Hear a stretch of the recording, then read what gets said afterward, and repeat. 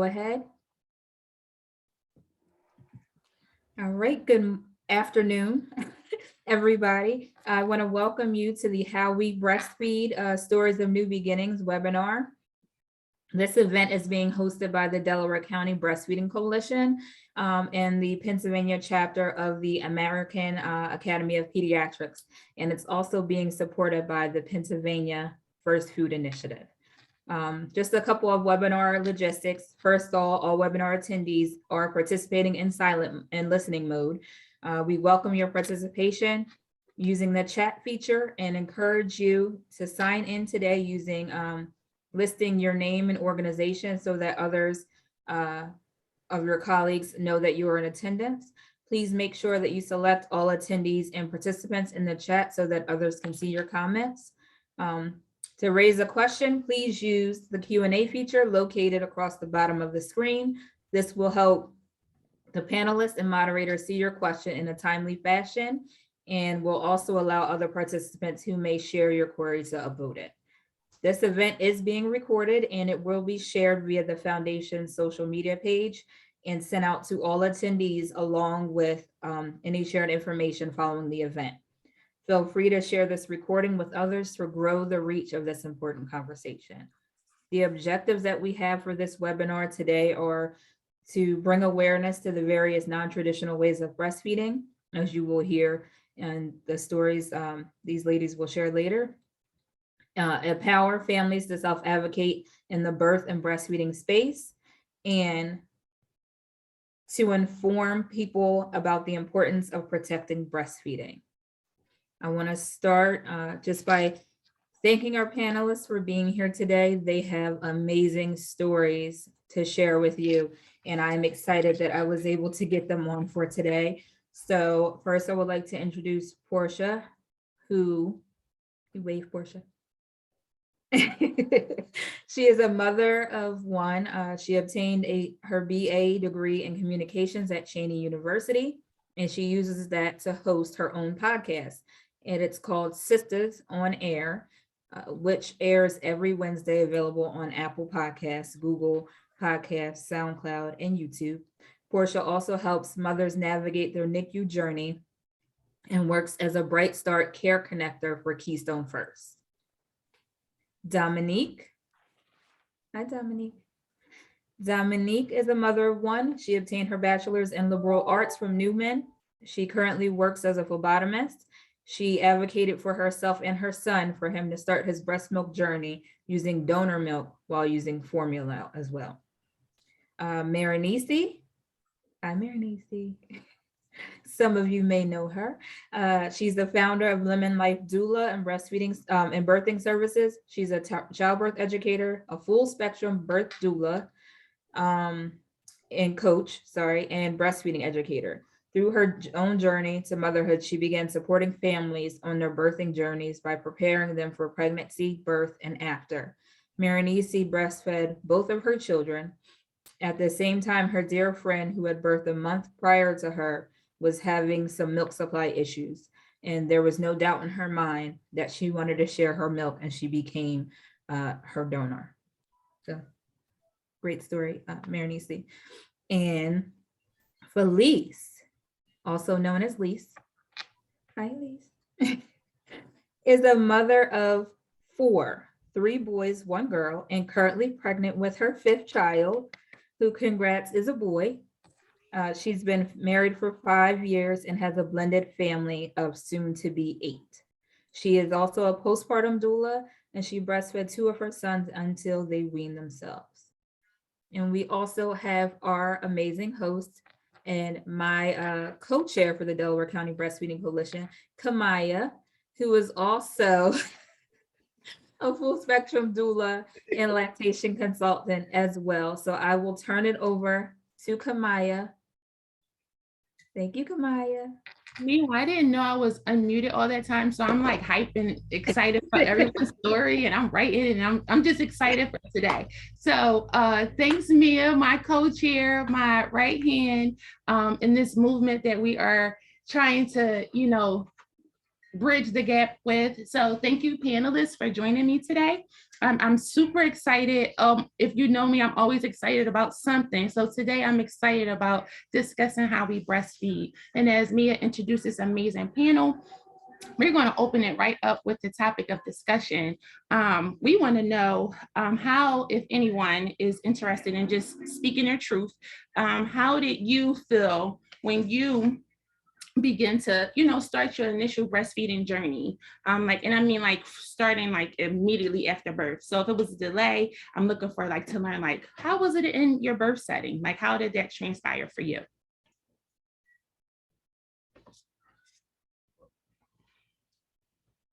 Portia, I see you looking.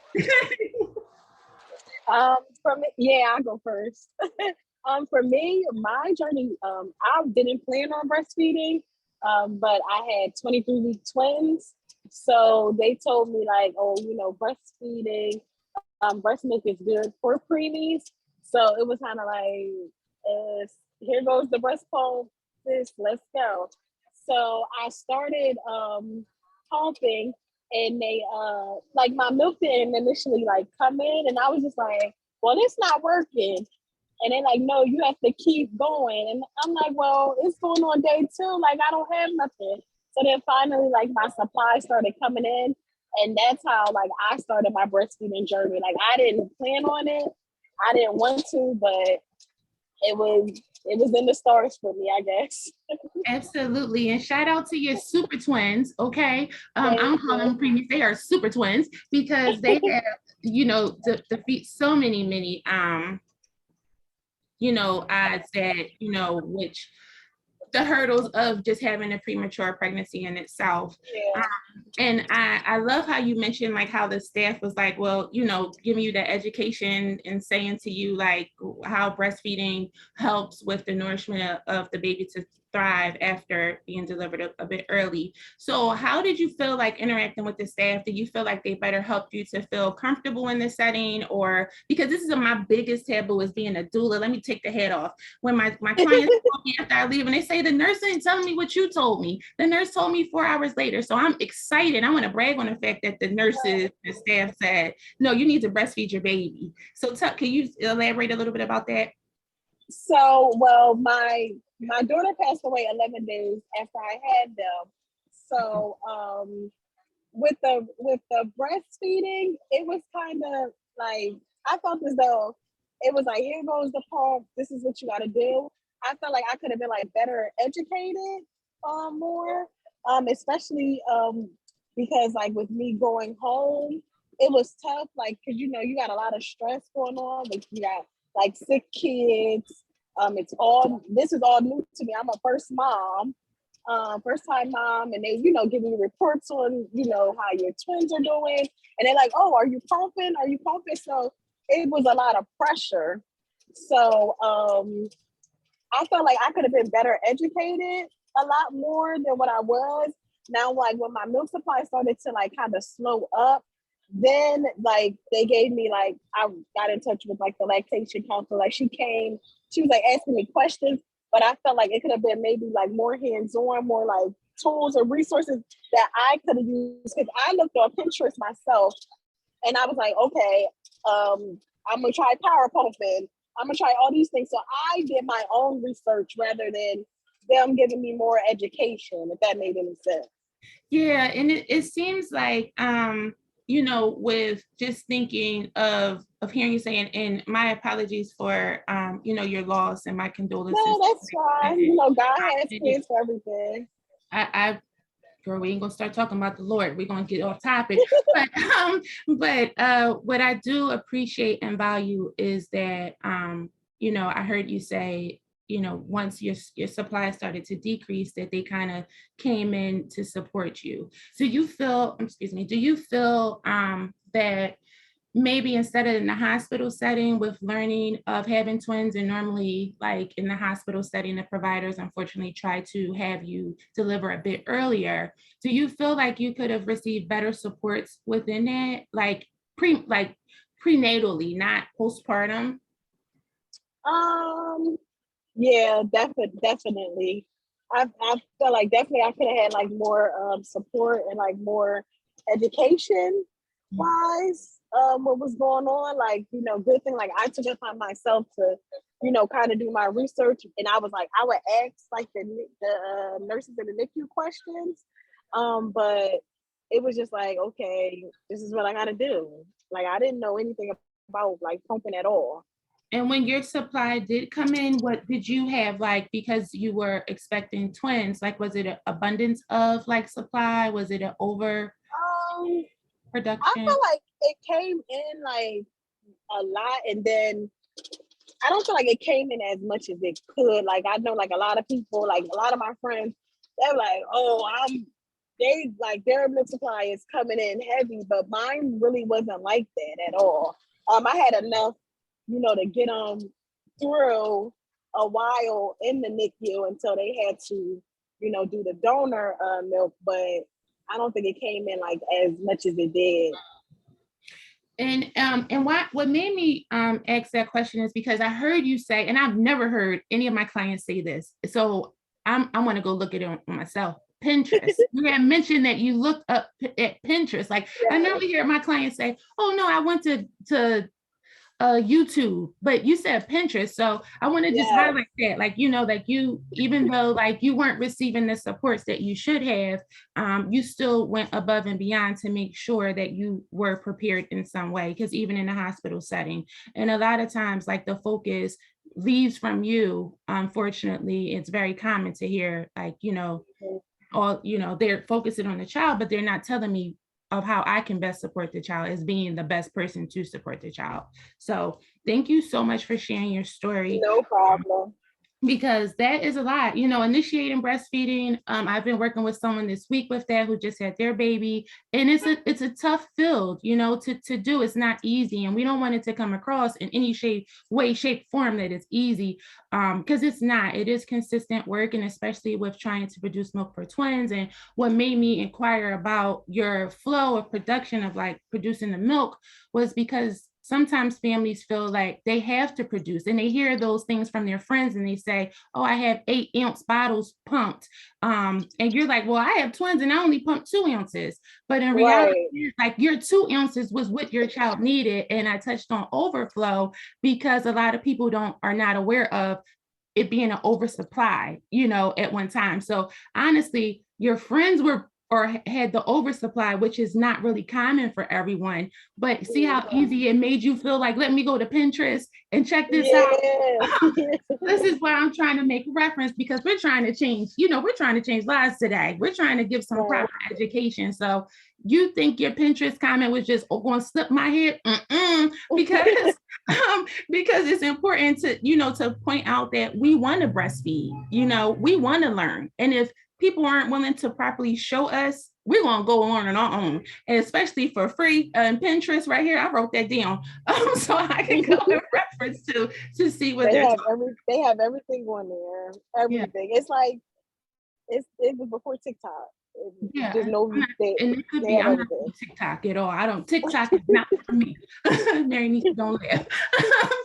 Would anyone else like to share? Because we all have a journey. So if anyone else felt comfortable with just Dominique, I saw you, girl. I saw that. You come on, tell us. Come on into the circle.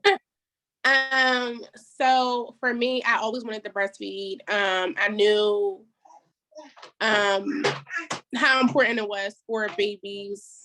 And I don't know if this is like a trigger warning, but I just felt like breastfeeding was always the best thing to do for your baby. So I always wanted to, with my journey, when my son was born, he latched on immediately, but I wasn't really producing a lot. So they mentioned something like, his sugar levels was low or something like that. And they had to, give him formula, in which I did not want him to have formula at all. It's just not, anything I wanted. And they was like, well, we don't have time to unfreeze the donor milk, so he has to get the formula, or this can cause something with his brain and etc. So in that instance, I'm just like, all right, whatever, give him the formula. And then within a couple of days that they was giving him the formula, it was messing with his breathing. So, and in this time I was still pumping, but it just wasn't enough. It just wasn't enough. So they was giving him the formula. And then one day my sister was like, my older sister, she's against like dairy products. Like, so my sister was like, well, tell him to give him soy formula. And then we gave him the soy formula, that helped. But they also, in that time, they gave him the donor milk. Like after they gave him the regular formula. I'm like, hey, I want donor milk. Like, all right, you can defrost it there while he's getting the formula. So they did give him that. His breathing was fine. He was able to go home. And that was that. So I did both formula and I breastfed. And I stuck to soy formula. So it hasn't been any issues or anything like since then. But and how old is your son? I believe right you said he 8 months now. Okay, so I'm sorry. So yes, let's like I'm just I'm the right person to be the host for this panel because you see me, I'm comfortable. Like I'm listening to you. Like I want to intune you. So the first thing, and a lot of us wear a lot of hats on the panel today. So like to hear, like them not even offer you other alternatives of, providing supplementation to your son is like, let me advocate for you at 8 months, like as being like a different role or lactation counselor, because there are different alternatives that could have taken place without you even having to use any formula, So with the education, we all, learn this now, but did you feel supported by the staff when because it sounds like you were going like back and forth with the staff, like, yeah. It wasn't, it was literally maybe because I gave birth he was born 2:23 a.m. So it was morning time when I was having this discussion. So I'm assuming like a couple hours later, they was like, oh, well, his sugar levels is, down. We need to give him, milk. And it was a back and forth thing. Like, I really didn't want him to have formula. Like, I did not want that at all. No dairy. And they was like, well, it's nothing we can do. Like, he has to get it, because it can mess with his brain. And, in that instant, like I said, it was like, okay, go ahead. But I felt like personally, that's what messed with his breathing. Because once they put him on the donor milk, he was fine. And, with the soy milk, he was fine.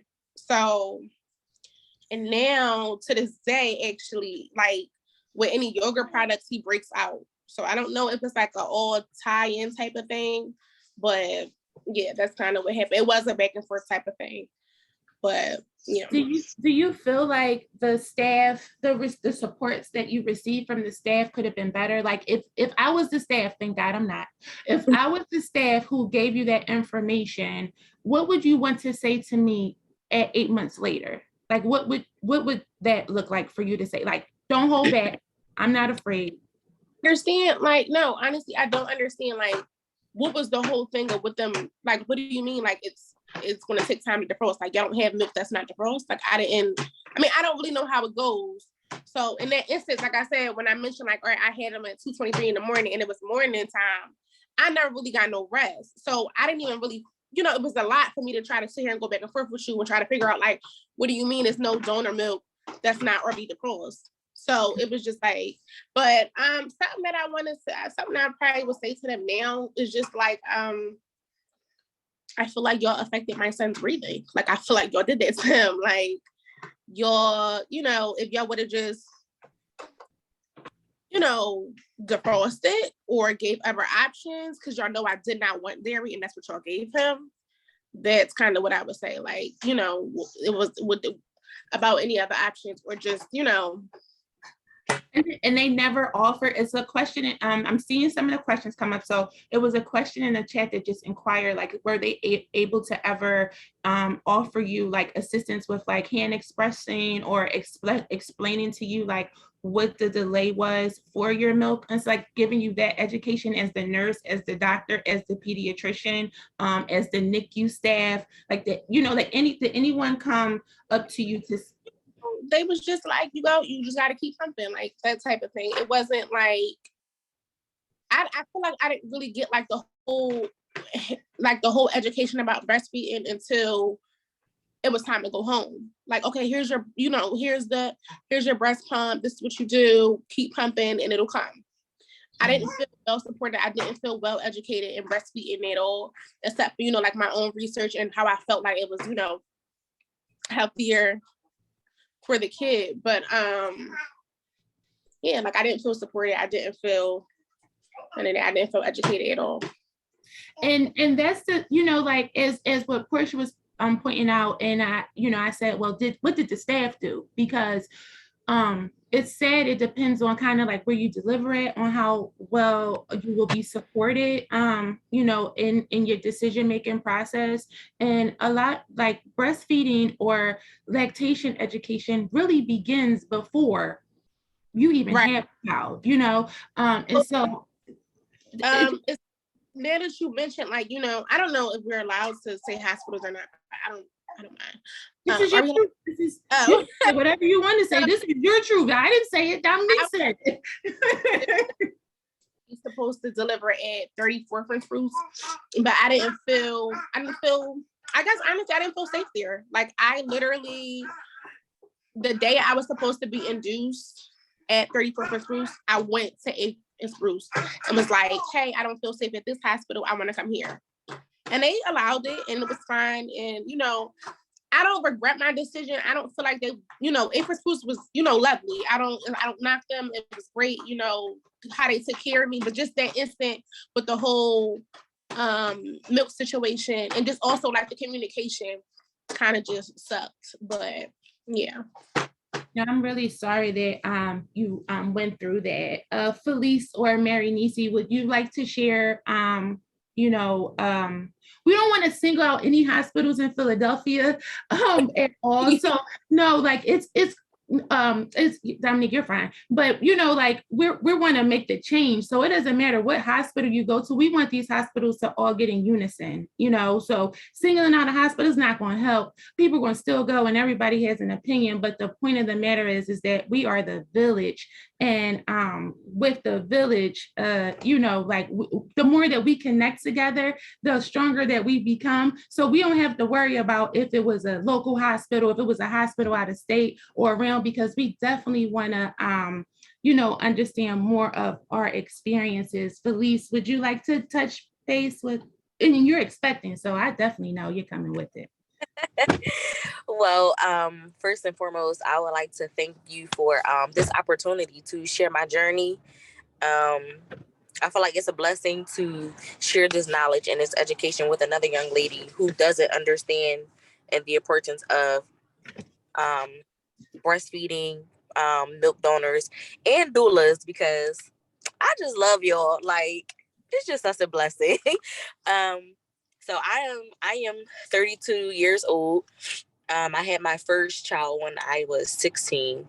And I always, wanted to breastfeed my child because I just thought that, it was natural. That was something that a mother should do, was just breastfeed. But when that time came, I felt like, my breast was only just for sexual purposes. And I just didn't feel right because I'm just like, I'm young, my boobs are swollen, I'm small and petite at that time. And I'm just like, it didn't feel right for me, having my baby on my breast, feeding her. So I didn't do the breastfeeding with her. I learned the cabbage trick with drying your milk up. And at that time, I didn't know about, okay, well, if you don't feel comfortable, latching your baby on your breast, you can breastfeed. I went straight to formula. So I didn't breastfeed my 2 oldest children. But when I got married to my husband, I was very adamant about breastfeeding. This time, I'm like, I'm going to get a doula. And the Lord has blessed me with, Miss Karen Peterson, who is currently my doula. She done birthed all 3 of my kids. So she has been a great, great mentor for me when it came to breastfeeding, and to understand that, when I'm frustrated, the baby is frustrated. The baby can sense that. So don't think that, oh, my baby is not getting enough milk, to understand their bellies are small. They're going to get enough milk as they should while they're a baby. So she taught me different positions that was comfortable for me, either the football position, the cradle position. Um, and it was just such a blessing. I was able to breastfeed my 4-year-old um, up until he was about 11 months. And then I found that I was pregnant again. He's 4. That's the time flies. You're dating me. He's 4 now. Like that's crazy. Yes. So I found out I was pregnant again, and I said to my daughter, I thought you said you couldn't get pregnant breastfeeding. She said, I said no such thing. So I just was like, well, how did I get pregnant again? I haven't had a menstrual in 11 months. And, I spoke to my doctor, and they told me that I had to stop breastfeeding because it can do something to my uterus. And I just was like, and that scared me. So I just was like, okay, I'm not going to breastfeed, my little one while I'm pregnant, because they said something about shrinking your uterus. And I'm like, shrinking my uterus? What does that even mean? So that really scared me. And I just decided to just wing him off. And that was a little bit of a challenge. So I had to find something that was similar to breast milk, which was soy milk. It was so it was the soy milk, the regular, and the vanilla, which was kind of like sweet to breast milk. So when I had my 2-year-old, I breastfed him all the way up until he winged himself off. But I've never gave my kids whole milk. I always did the soy milk because I was told that was like the best thing. But during the labor process, I've learned to I don't remember the things that they put over the baby eyes, but I did things totally different this time. I said I didn't want none of the liquid things that they put on the baby eyes. I want you to place the baby directly on me. Please hold off with measuring the baby and doing all, the temperatures and stuff like that. And I was able to latch both of them when they came out of the womb. So my milk flowed in after the 4th child within like that same day. I guess because my body was, having kids back to back, it was used to it.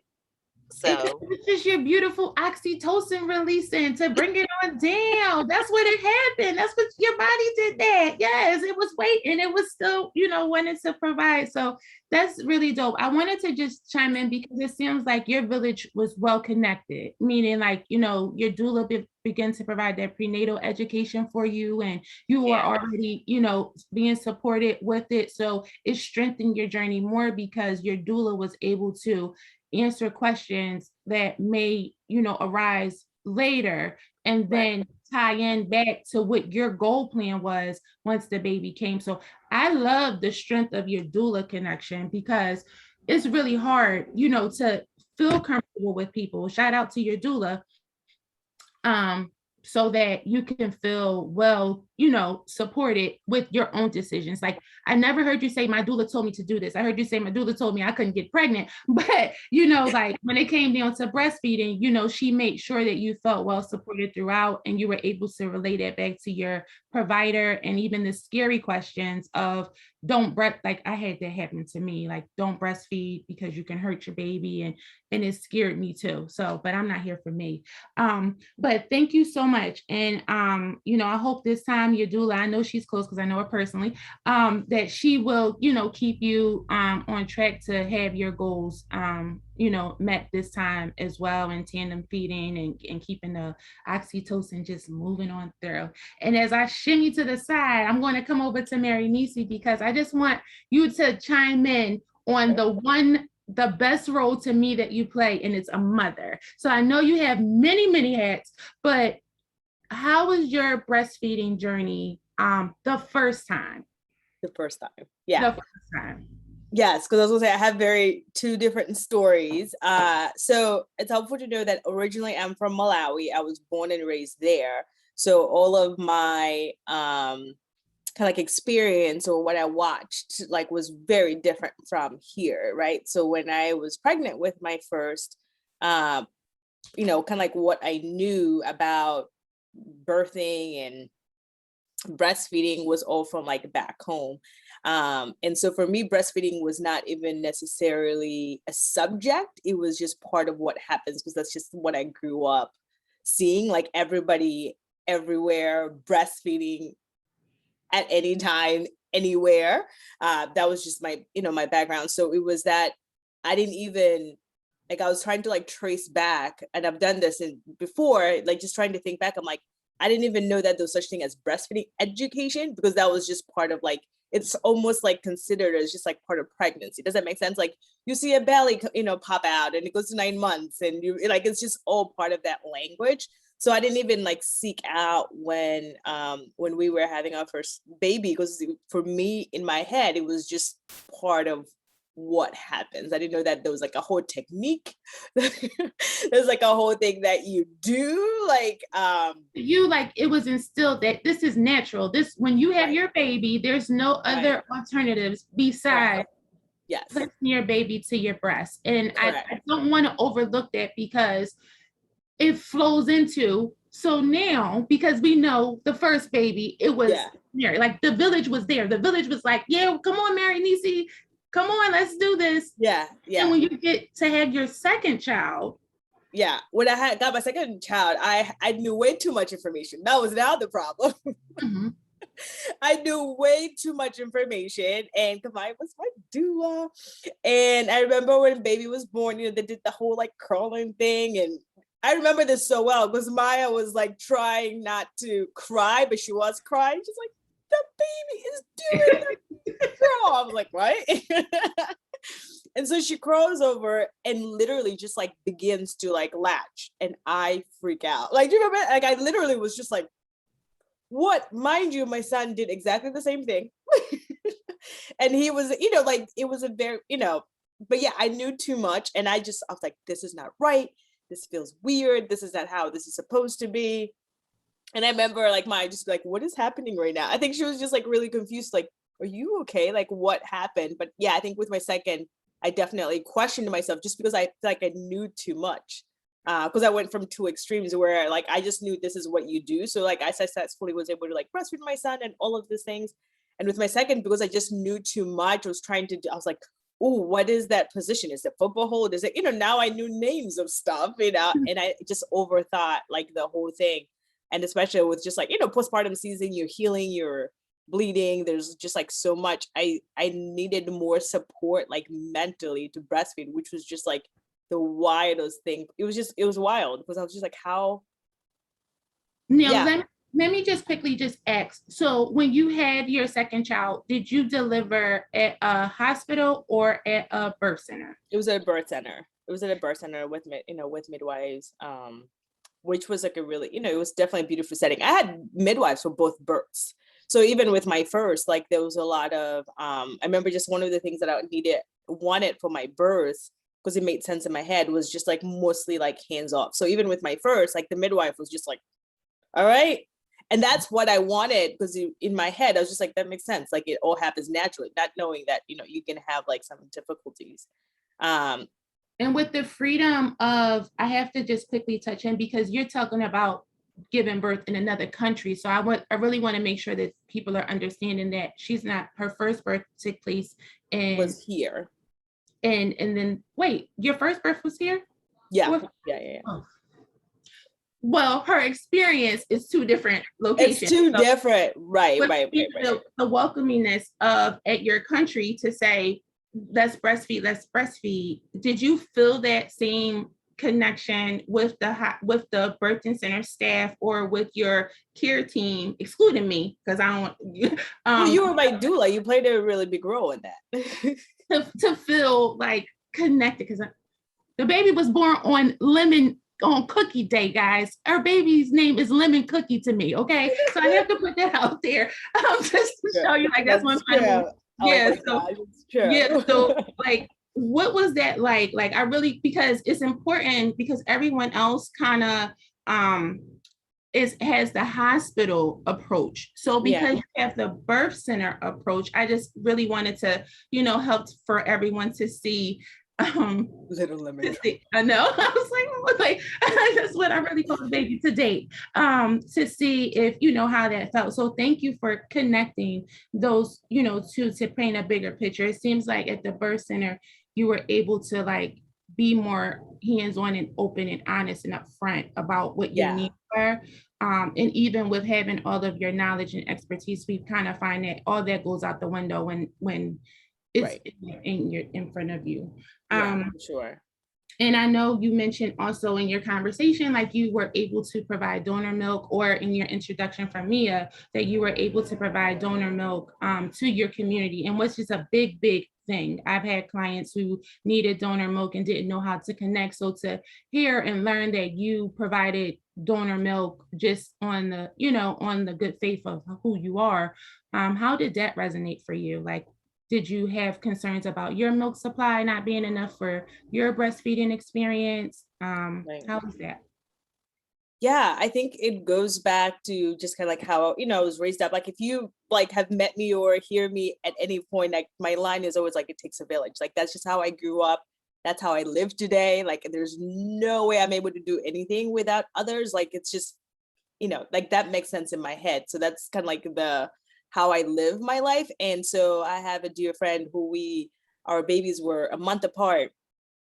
And, so she was born first, and we literally like hang out all postpartum season. We were feeding together. We were doing all the things together because, it's a very intense season.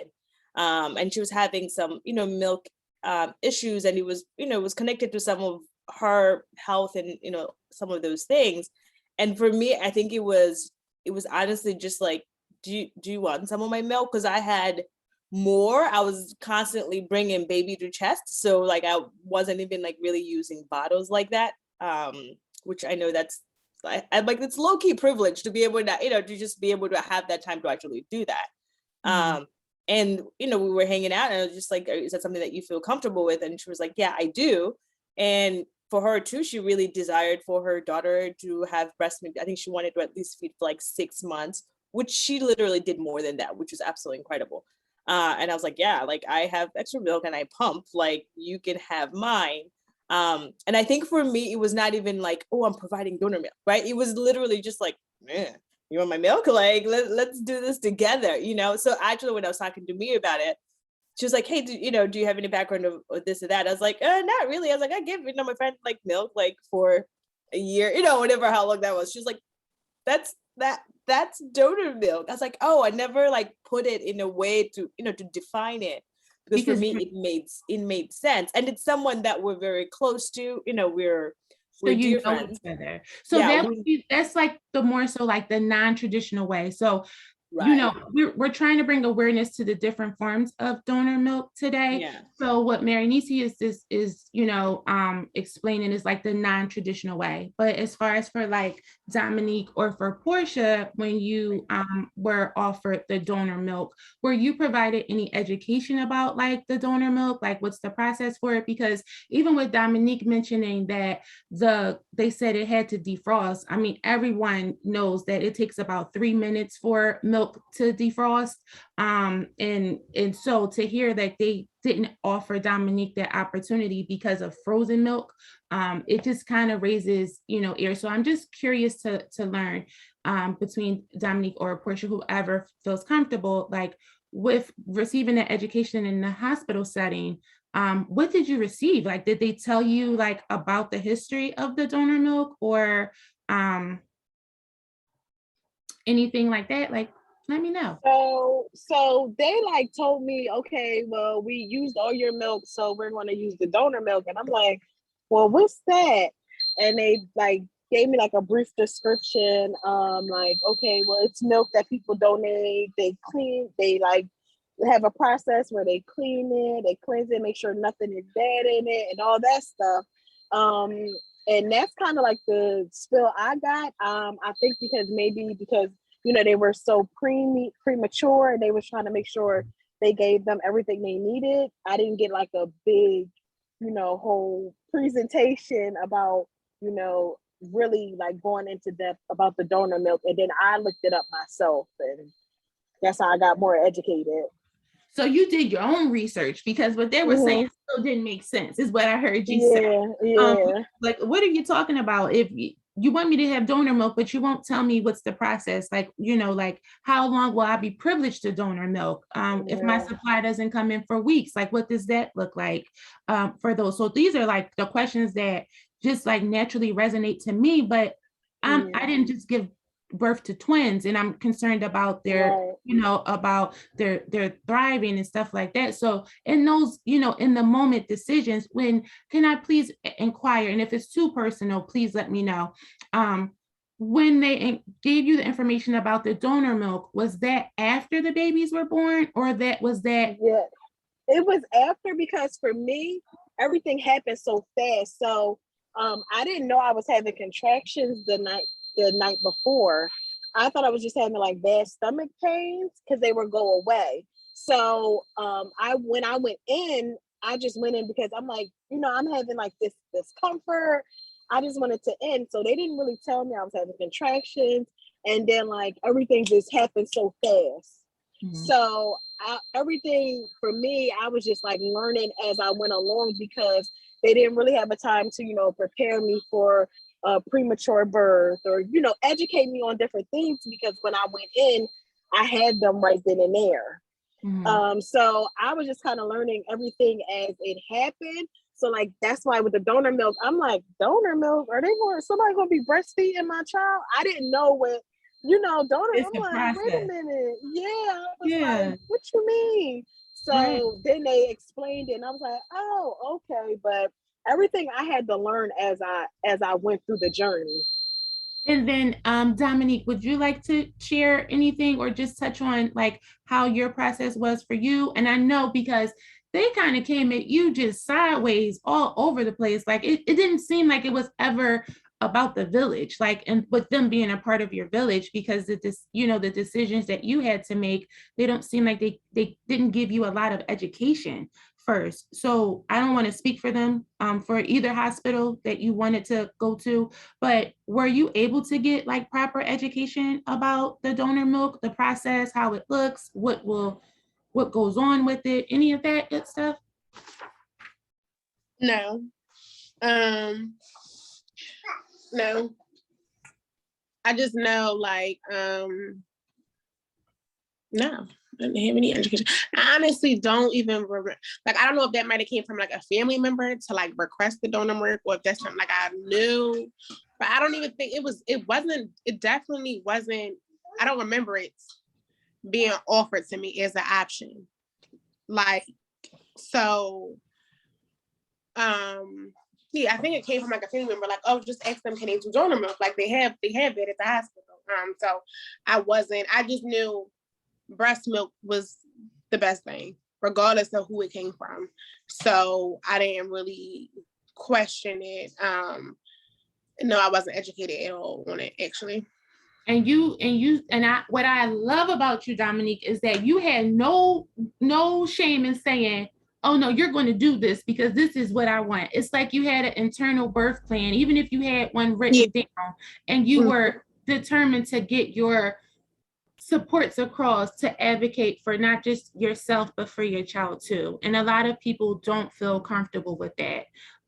If you are comfortable, do you feel comfortable with just explaining like what age you were when you experienced all of this? Or like if this was young, I know you said it was 11 months ago, but what the purpose of it is just to learn, because sometimes people feel like with your age, like you should know more than what you do know.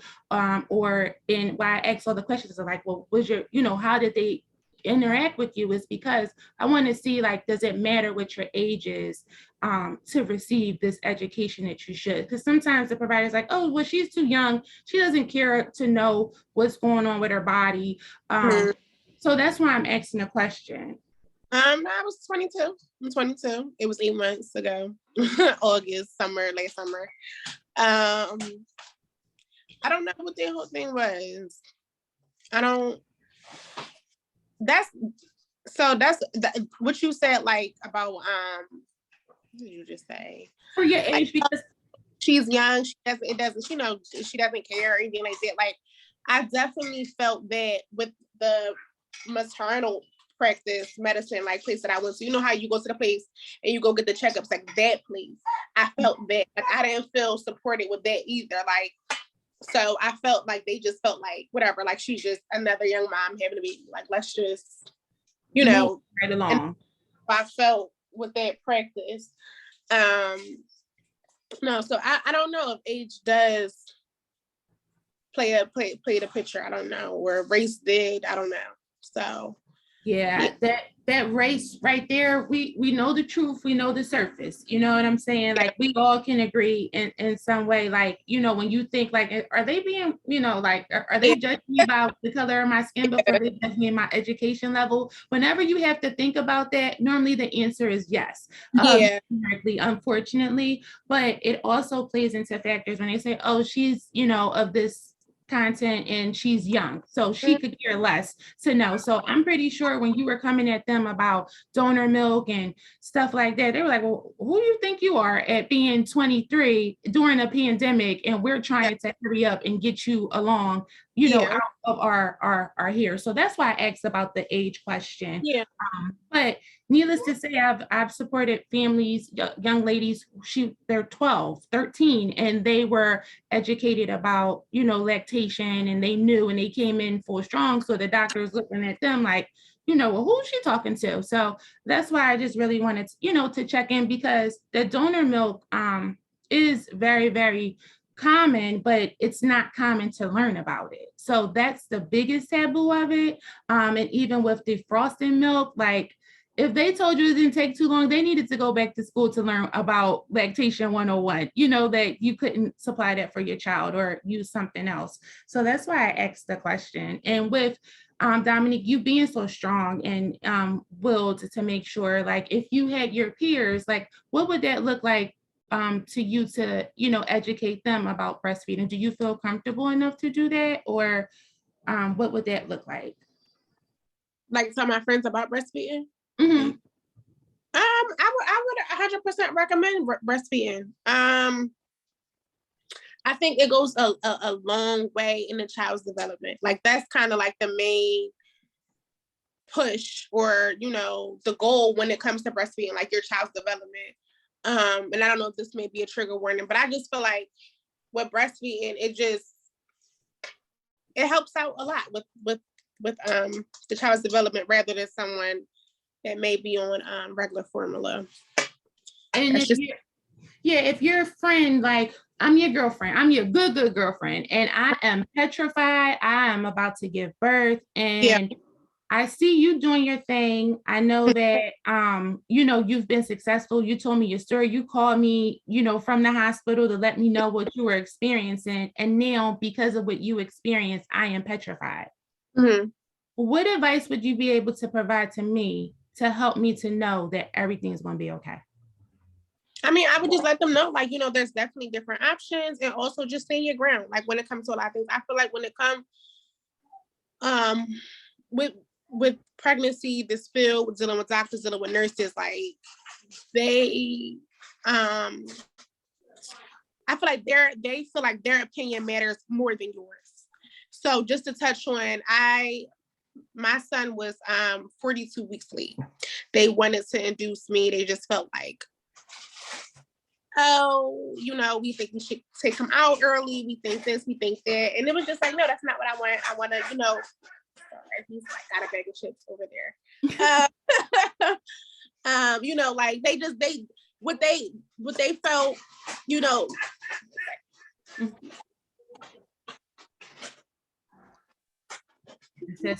That super cape flying, doing webinars and seeing the babies. But Felice, while we're waiting for her to come back, help me chime on in. What would you tell your friend about tandem feeding if they were expecting? Like, because you mentioned, like, it was a discrepancy in the hospital setting, in the doctor's office, when they told you had to stop nursing, and you came back like, no, I'm going to nurse immediately after my child is born. So if I'm your good girlfriend and I'm petrified, what support could you, like, help me to have?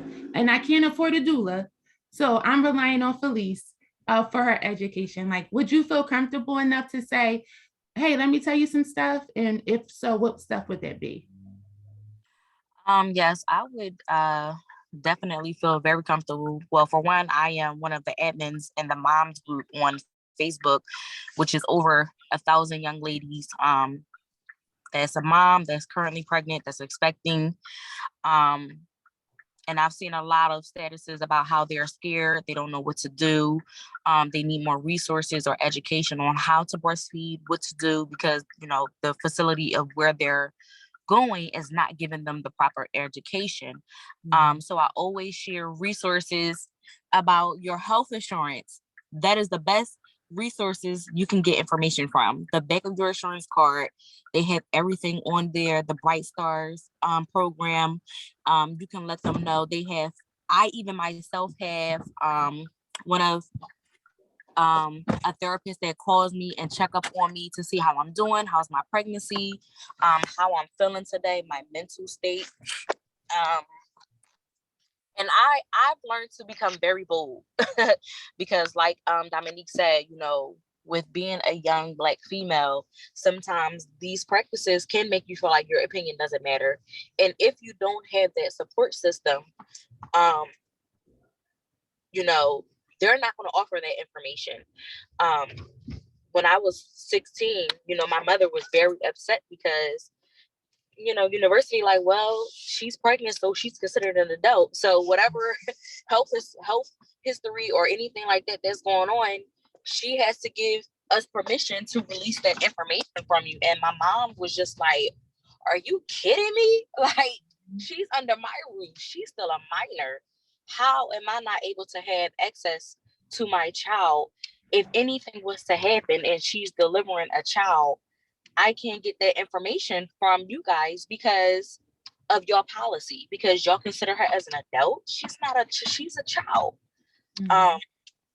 So I feel like that, I'm very big on resources and helping another young mom, because some parents and some moms don't know. Call the back of your health insurance. They give you gift cards just for going to your appointment. They give you playpens. It's I just love it. I'm all for it. I've definitely learned how to be an advocate for my friends who has been in the experience of giving birth, having a C-section. You can't deliver vaginally because you had a C-section. All this stuff. And I'm just like, well, my doula said, well, let me tell you, you need to go to the doula. let me tell you what they said, because it's possible. Don't let these doctors tell you what the other option is all over a couple of dollars. Your health is important and our voice matters when it comes to that. So that's what I would tell them. And with Portia, Dominique, are you I know that we had to stop for a second. I don't want to move. No, I agree with everything Felice said. 100% with your insurance for sure. Like, they really go a long way. Like, I have the same thing. I had a case manager, I had a therapist. So that as well. And then just 100% just stand your ground. Like, whatever you want to happen, let that be what it is. Like, so yeah. Yes. And Portia, I was just want to check in just to see, like, because with you having twins and still like everything is at once, like this is urgency, like I want whatever. I can kind of hear you saying, just do whatever you need to do what's best for my child. But when you learn like they weren't doing what's best for your children, like what advice would you give if please, if y'all get pregnant, y'all, I'm gonna find all of y'all because like he's saying me. So what advice would you give me if I felt uncomfortable about? I tell all because I work in the Bright Stars department that Felice was talking about. So I always tell the moms, I said, you have to be your own advocate. You know your body. So if you know that something isn't right and the doctor is telling you something is, you get your second opinion. Don't wait. They'll call us and say, oh, I said, you need to get to the emergency room now. I always tell people to be your own voice. Even now, my son, he's autistic and he's on the spectrum. And I advocate for him all the time. I make sure he's getting all the services that he needs, no matter what. They're like, oh, well, no, I want him to have more hours. Oh, well, I need to figure out this. I already spoke to his therapist. They're good with the hours. So, you make sure like you have a voice and you need to use it. So no matter, even if it's a false alarm, you'll rather be safe than sorry. So I always tell all the moms, stand up for everything that you believe in and that you want, because this is your body, that's your child at the end of the day. And just like Felice was saying, Bright Start, if you have Keystone First, call into the Bright Start department. Sometimes we don't get notifications that some moms are pregnant, but you can call in and let us know you're pregnant. We'll enroll you. We have resources for everything from car seats to how you can get we give you free breast pumps. So we have case management. So definitely look on the back of your insurance card, call up, let them know you're pregnant, see if they have any programs, so you can get the resources that you need.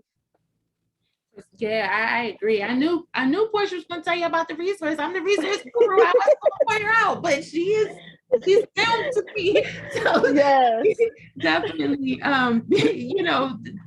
Listen, Felice mentioned about the insurance, and she's giving you some insight about the insurance. So I just wanted to check in with closing to just do a roundhouse. You guys can either all unmute yourself or just, if you don't want to speak, it's fine. But just to send off, I really want to know, when looking back at your breastfeeding journey, if you're still in it, if you're about to begin it again, is there anything else that you would do differently?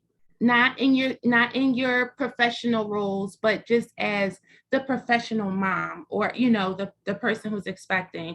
Is there anything else that you would recommend or do differently this time around, if there was to be a this time around with breastfeeding? I think I want to try it again the next time I have, my next child, because maybe I never got to experience latching. So I just pumped. That's all I did. So I don't, didn't experience anything with latching or that, but I definitely would do it. And, advice I would give to moms out there is you definitely have to have patience. And a lot of moms that I talked to, they didn't realize how time consuming it can be. But definitely you definitely have to just have patience and worry about how your flow is. Don't feel like you're pressured to, oh, I got to keep up with this, I got to make sure my baby's fed. Just I think, I'm not sure if Felice mentioned it, the baby is getting the amount that the baby needs. So definitely be patient and stick with it, try it at least. I agree. For me, I would say definitely drink a lot of water. Just drink water, a lot of it all the time. And just keep trying. If you have latching issues or, it seemed like it's not working, just keep trying. It'll happen eventually. Just keep going. And then also pumping is really important. On your downtime, just anytime you can just pump, even if you don't need the milk or if you have enough, just keep pumping, because that's what it'll make the flow continue. I agree. Oh, these are so good. I was just gonna say, just getting more support with postpartum season. I think that one of the biggest things, especially with my second breastfeeding journey, was just the idea of that's not the only thing happening. It's not just breastfeeding. There's other kids and other things. And I'm always amazed how that's always connected. And now almost I'm oh man, I should have known this. But now I advocate this. I'm find a lactation person before giving birth. So you at least have somebody to, if you need support, because you might not need it, but just it's harder to find somebody to help you with lactation when you're in it, when you're in the throes of it, with the tired and you're not sleeping as much and all of this, that's just you can't think straight, but almost identifying that ahead of time. Yeah. For me, I would say lately I've been very heavy on self-affirmations. I am beautiful, I am strong, I am amazing. We are not superheroes. I know our children look up to us and we are super mommy of the day. Like you said, we wear many hats. Um, but I'm definitely learning self-care is definitely important. And also I'm starting to become very big on advocating for doulas because there are a lot of young ladies who don't have any support system. And once you have the children, like me and my doula used to always say, everybody like, oh, well, how's the baby? Let me see the baby. But nobody checks up on the mom and asks the mom, how's the mom doing? Do you need any breastfeeding bras? Do you need any pads? How are you feeling today? Did you eat today? And I feel like us moms, we lack that the most because we're so busy trying to take care of our child. And when we're so adamant about breastfeeding, we start getting anxiety and we try to make sure we're doing everything that we can possibly do to make sure that we're successful at breastfeeding. And when we're not successful at breastfeeding, some of those things can turn into a depression state because we feel like we're a failure or we couldn't succeed like other moms had because of the opinions and all of the hearsays that they heard. So when you just have that one person that's just in your ear, just avoid everybody else because my body is different from Marinese and Kamaya and Portia. My body's going to do what it allows it to do.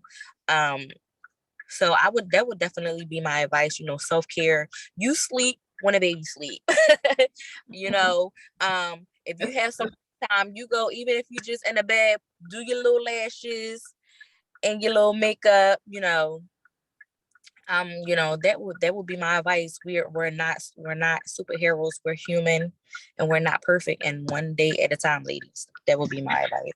And I know that, and that was amazing. I know that you definitely have a very unique story, Felice. And I know we have a few questions in the chat that we're definitely going to get to before the webinar is over.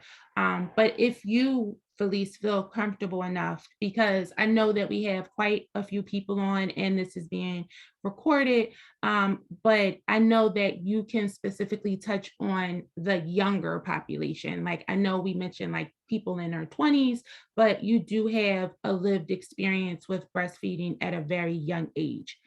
So I wonder, and if it's too sensitive of a trigger for you, that's not my goal today.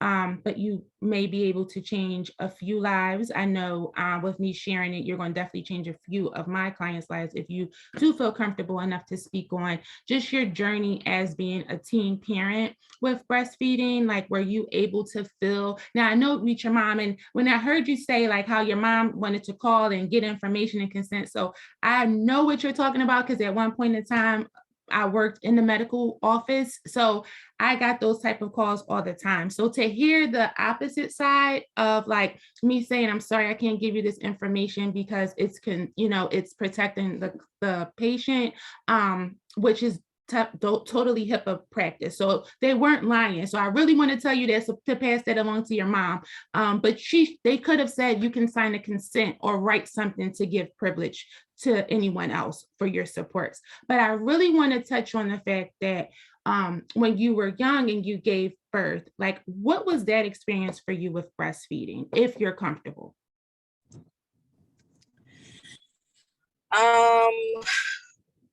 You said what was my experience? Like with being like a teen mom, right? Like being a teen parent with breastfeeding, like how was that? And I know in the very beginning you mentioned like you thought that breasts were just for like sexual pleasure and things like that. So with that transition of being a teen parent with breastfeeding, how did that like help you in your journey to strengthen your journey? Not necessarily the negativity portion of it, but how did that help you to resonate to become Felice Alexander, doula? So being a teen mom, it was definitely I'm not going to say it's such a shame because I can't really remember everything. It was more so like, okay, I had the baby, but my baby was my mom's baby. It was her baby. You know, I had stitches in and out with her. So, you know, my body was swollen. I didn't understand, you know, why my Lady J was swollen. You know, all they said was, here goes some pads and a squirt bottle. And I'm like, and what am I supposed to do with this? So I think the biggest thing for me and for now when it comes to certain young ladies, because I think there's like a policy now, if you had children within like a year or so, you can't get another breast pump. Some ladies can produce milk the same day, whereas though me, I produced so much milk, like my boobs were engorged. My arms literally was like this. I had receiving blankets underneath my boobs in between because I produced so much milk, and I was waiting for a breast milk machine for like 2 weeks. Wow. And I'm like, what am I supposed to do until now? And molestation plays along with how I felt with, me breastfeeding my child. And I'm like, yeah, this doesn't feel right. Why do I feel, butterflies, from my child breastfeeding? And it just, for me, it felt like a perversion to me. So, those personal things that I went through in my life when I was that young, I was able to share them with my doula because we connected on such a personal level. She came down to my level and understood, it's okay. And how you felt is how you felt. You're okay and entitled to feel how you felt.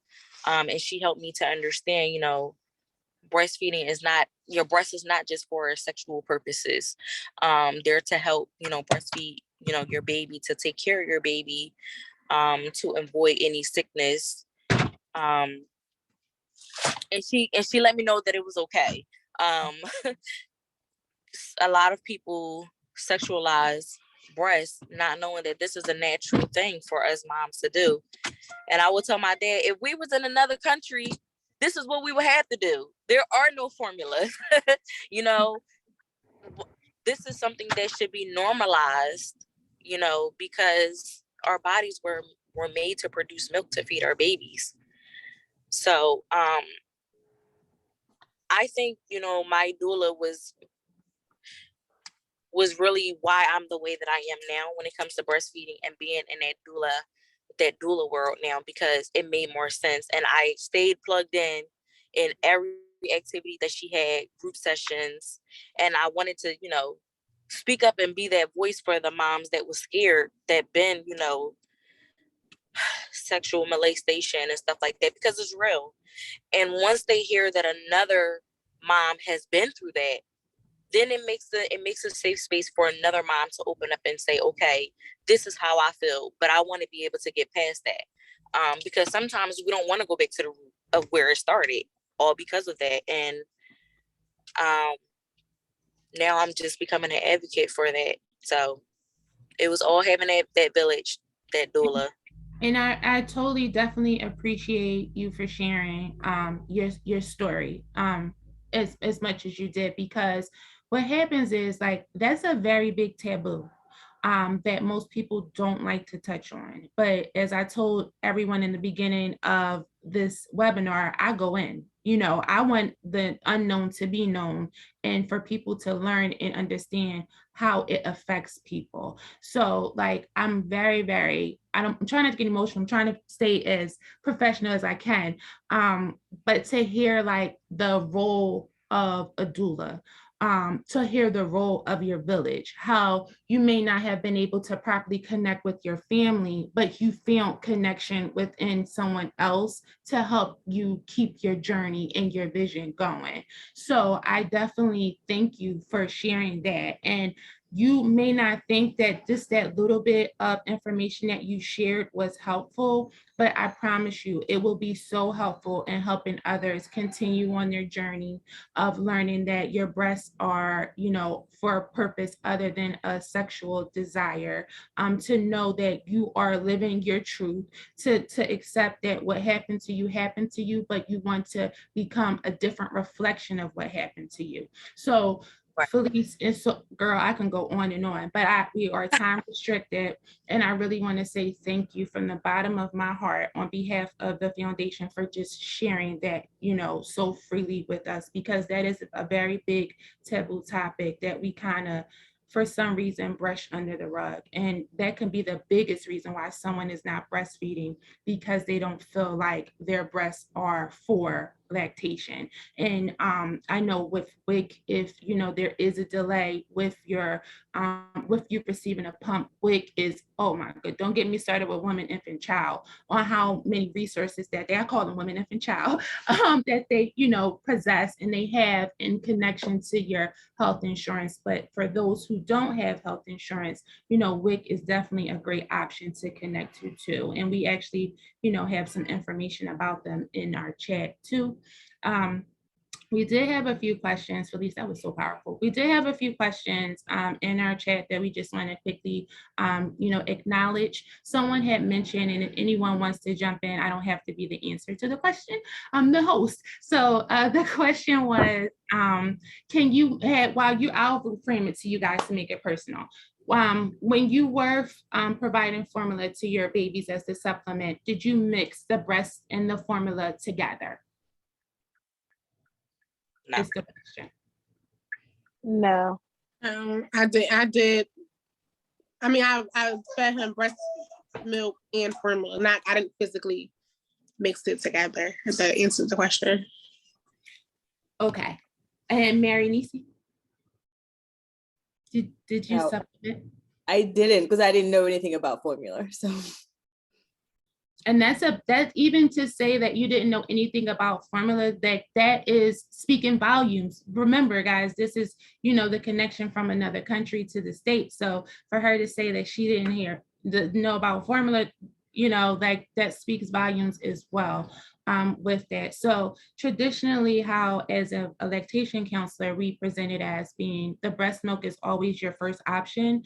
You should not mix them together because they have different nutrients. So if you would like to include formula in with your breast milk, remember that breast milk is 100% authentic to your child. So whatever you are producing for your child, your body is geared to it. And even with donor feeding, like for someone like how Mary Nisi and a very close friend, because she's so close to her friend, her body can start to build antibodies to help support that other child if she's already around them. So this is the powerfulness of breast milk, guys. This is why we say like it's the magical gem that it is, because it can go so many different ways. But you want to always provide the breast milk first and then supplement with the formula. And remember that your baby's stomach is the size of their hand when they're first born. So this will definitely help you to keep in mind when you're, if you do exclusively pump and you only pump out an ounce of milk at one time, that is more than enough for your child, because your body will naturally increase your milk flow as your baby's stomach increases. So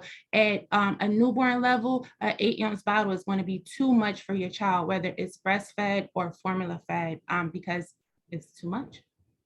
So that was such a great question to whomever who asked that.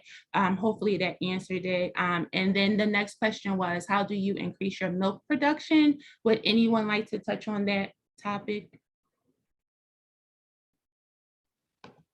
I power pumped.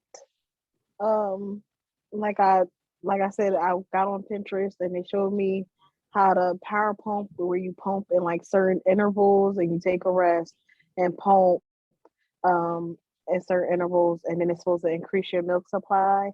I also tried the mother's tea milk as well, to try and increase my supply as well. So that's the thing. Some of the things that I did. For me, there were like lactation cookies from Amazon. They really worked really well.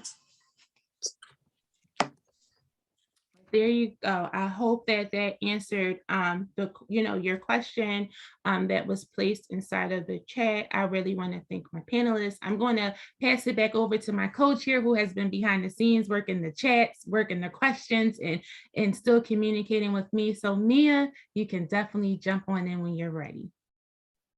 Hey everybody, again, I hope you guys enjoyed our How We Breastfeed Stories of New Beginnings panel.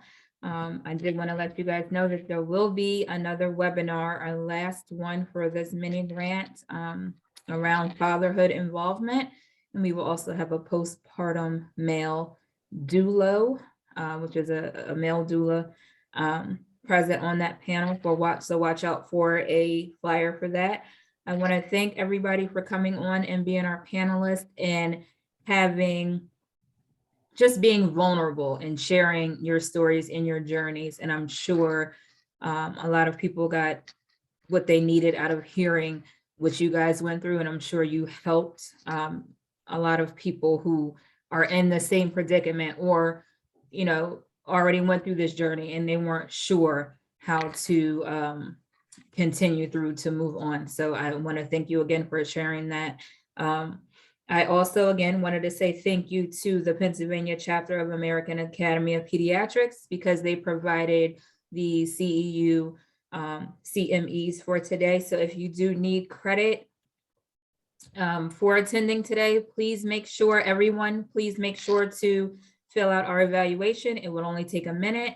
We would really love to have your input because this helps Kamaya, myself, and the rest of the Delaware County Breastfeeding Coalition to come up with these webinars. So if you could please make sure you fill out the evaluation so that we know if we are doing the correct thing in bringing these webinars to you. And if we need to bring you more information to help just bring awareness, please just fill that out for me real quick.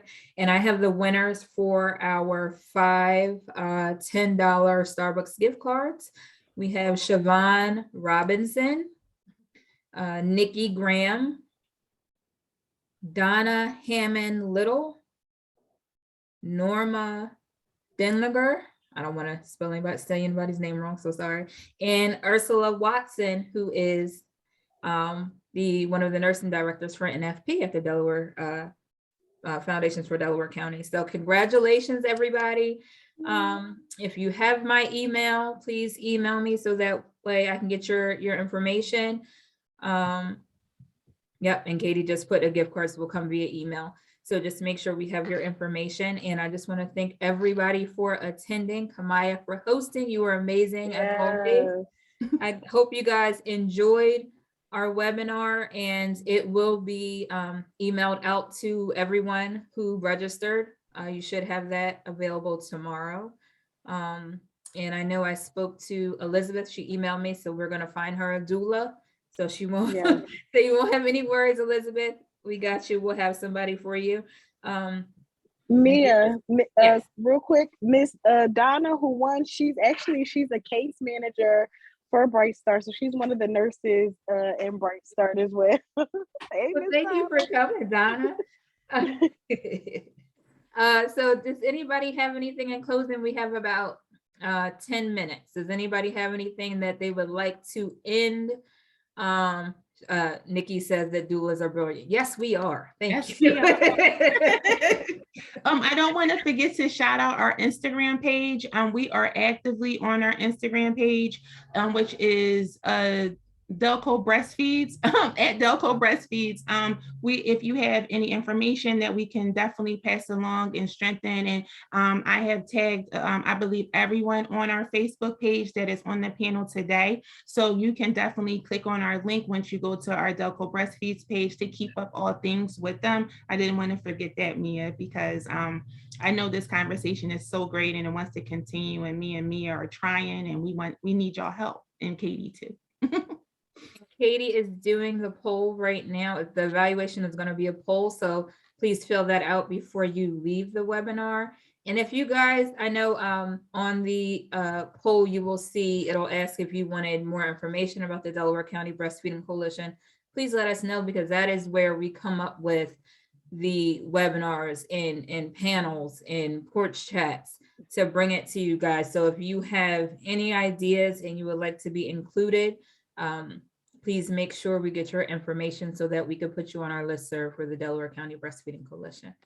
Now, did any of you ladies have anything that you would like to leave the chat with, the panel with today? And Felice, I'm gonna get that Facebook information from you, or you can put it in the chat for me. Anybody have anything they want to leave?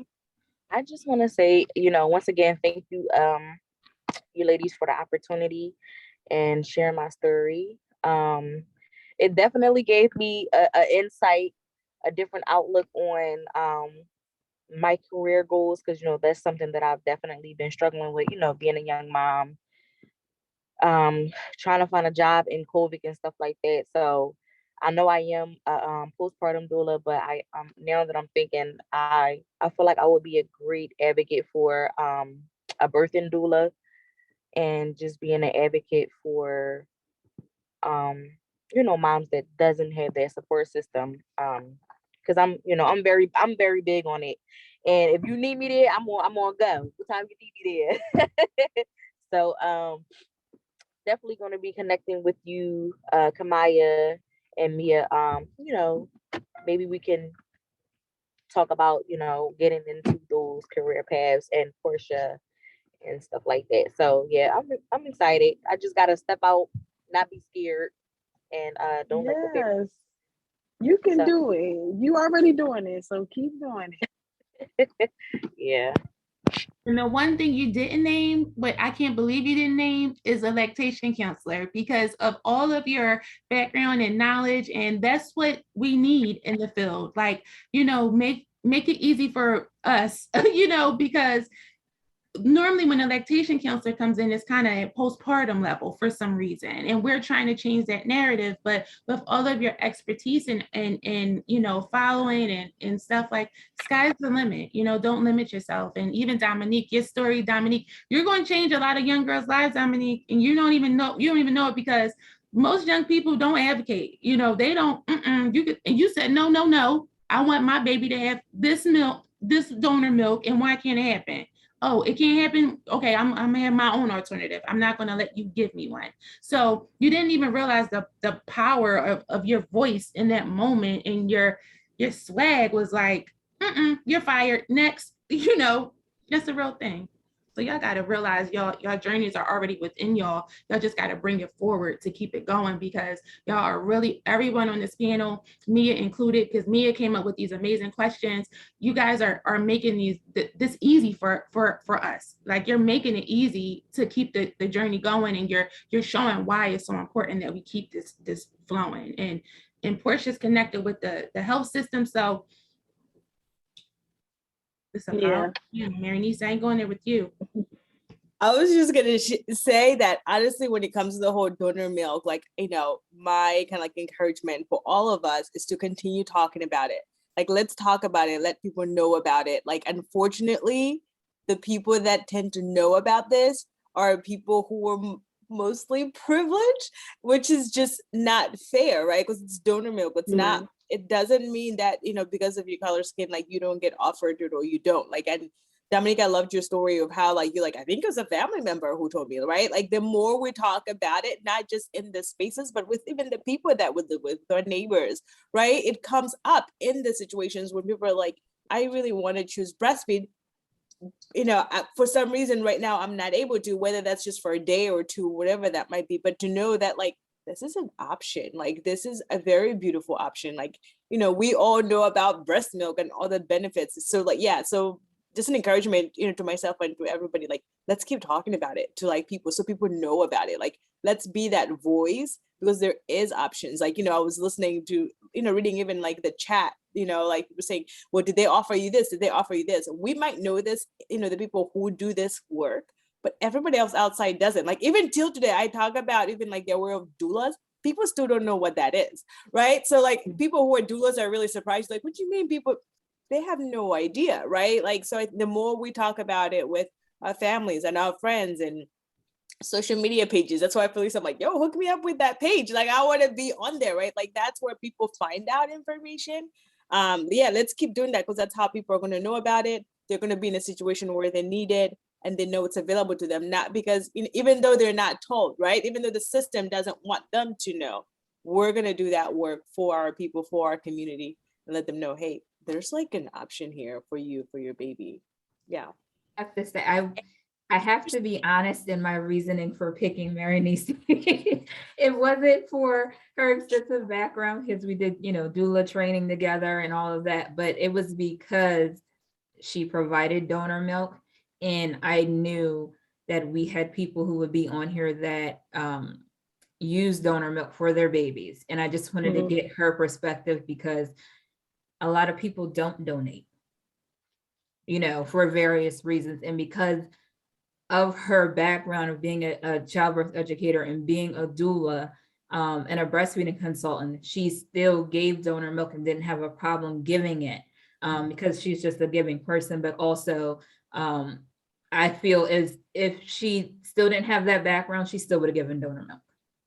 Just Right. because it was a baby in need, and she wants to make sure that that baby gets whatever nutrients it needs, and that's just the type of person she is. So I needed her to come on, because to show just a different side. It's not always about just receiving it, but to have someone on here who can tell their experience with, giving their milk away as a donor is important as well. And I feel like she was saying, like, you need to bring more education, but also to let people know you can donate. There are milk banks, there is information out there for you. If you wanted to do, non-traditional donor to donor, then, that's an option for you. But you do have other options besides, breastfeeding and formula and bottle feeding. So just, to bring more light to the non-traditional roles of breastfeeding. So we had a NICU mom who also suffered an infant loss. We had tandem. We've had an ICU baby who also received donor milk, and then someone who was giving donor milk, who's also came from another country, and what her versions of seeing what breastfeeding is and what it looks like. So we've had just an amazing panel in my eyes, because no story is the same. And I think that was my point in doing the How We Breastfeed, is to show that no one has the same story. You might have gone through similar, journeys, but it's not the same. It's never going to look the same. And can I just touch base on, what Mary Nisa was saying? There are a lot of people that's privileged and, have access to, information. And now, because we're in COVID, I'm just now learning. I had all of my children in the hospital, but this time it would be in a birthing center. So now I'm more excited, because I'm like, I'm not going to do epidural, and I'm just going to go full natural. I'm not going to get my membrane strip. I'm just going to let my body, whenever he ready, he can come. So my husband just like, wait, so you still trying to go natural? So how are we supposed to prepare for this? Because we're so used to the hospital setting. But because of the government system and what we are qualified for, the birthing center that I'm having my child at wasn't even taking health insurance. But because people that whose income and is more privileged and is bringing in their income, were able to have that, those type of other options. Now, because of COVID hit, they didn't have no choice but to turn to the government system. So they opened it up, but it was on a hush hush.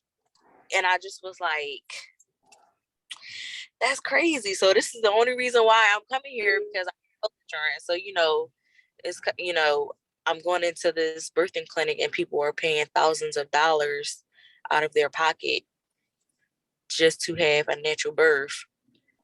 And here I am not paying anything because I have government assistance. And I'm just like, I feel like everybody should be equal and, should have options as well. And not just because of your income. I just, wanted to piggyback on that, like, I things. think Felice, I think that's a great way to end the webinar and saying that everyone deserves to have the support they need in the birth that they want. And I think, yeah, I think what you said was amazing. So if no one else has anything to add, we're going to end it. And thank everybody for coming again and being amazing.